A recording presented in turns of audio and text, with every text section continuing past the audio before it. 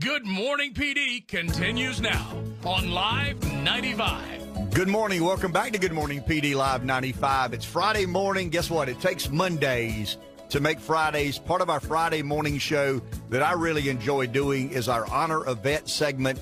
We've taken the opportunity to honor several men and women who have served in armed forces. We've got a gentleman on the phone with us this morning that many of you are familiar with. He's actually in New Jersey now, where he resides. But Rocky Gannon, Colonel Gannon, is with us this morning. And for those that don't know, I'll read a brief bio and then allow Rocky to come on. Retired from the U.S. Air Force after 37 years of active duty. During that time, he flew more than 6,000 hours in 34 different types of aircraft, from bombers to transports to gliders to fighters, 50 military awards and decorations, the Distinguished Flying Cross, the Bronze Star, the Vietnamese Cross of Gallantry, 10 air medals. He flew as a combat pilot in World War II, Korea, the Belgian Congo, and 387 combat missions in Vietnam. He served 14 of his 37 years of service overseas. He is an aviation enthusiast. That's why I know him a little bit. But Rocky, Colonel Gannon, good morning, and thank you for joining us. Good morning.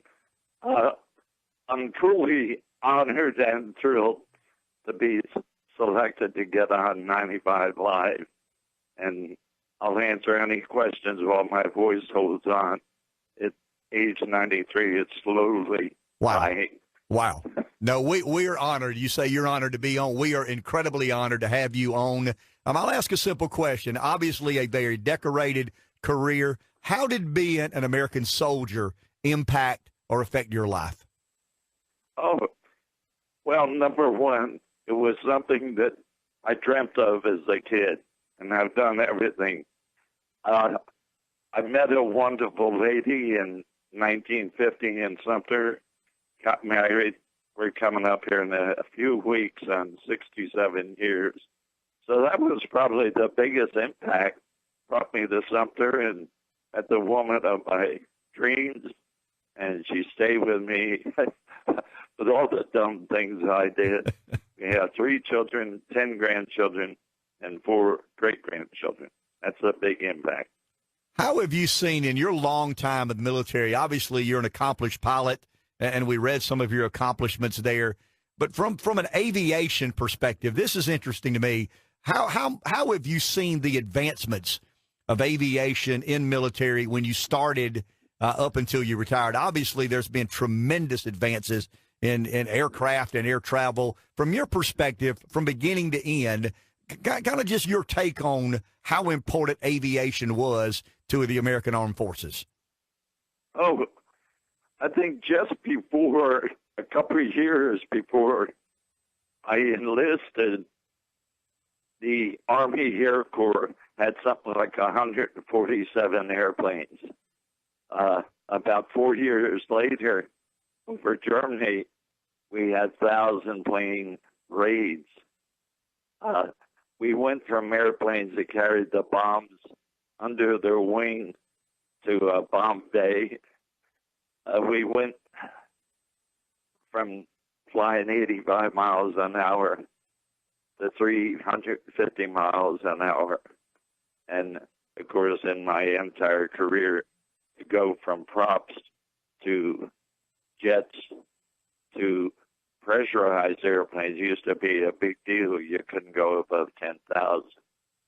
And towards the end of my career, I was flying routinely about 38,000 to 40,000. So that's some of the changes. Those are some pretty significant changes. You mentioned your wife. I've always believed that when someone commits to be a member of the armed forces, it's a family commitment. How did your family deal with you, obviously being in harm's way, being in the middle of American conflict? How did you, from your perspective, the family issue, how was that dealt with, and how did you convince them that you were going to be okay, I guess is what I'm asking. Yeah, well, that's a good question. And I talk to groups, and I say my wife should have gotten 50-plus medals, because I'll give you a couple examples. We couldn't have children, and all of a sudden we had one. A year later, we had a second one. And after the second was born 11 days later. I had to move out of government housing because I was going to Korea. So I had to find a place to send my wife with 2 babies, send her back to Baltimore. She was there waiting for me, not knowing whether I'd ever come home, with a year-old and 11-day-old when I left.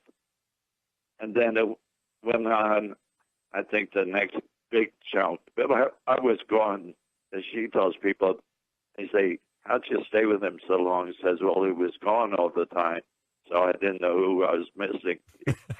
But I went to Vietnam, and I had 3 kids in junior high and high school. And I was in Germany when I got sent direct to Vietnam. And they went back to the San Francisco area where we had lived before I went to Germany. And I wouldn't mention the city, that the locale was the big area for pot and drugs getting heavier and heavier. We didn't realize it.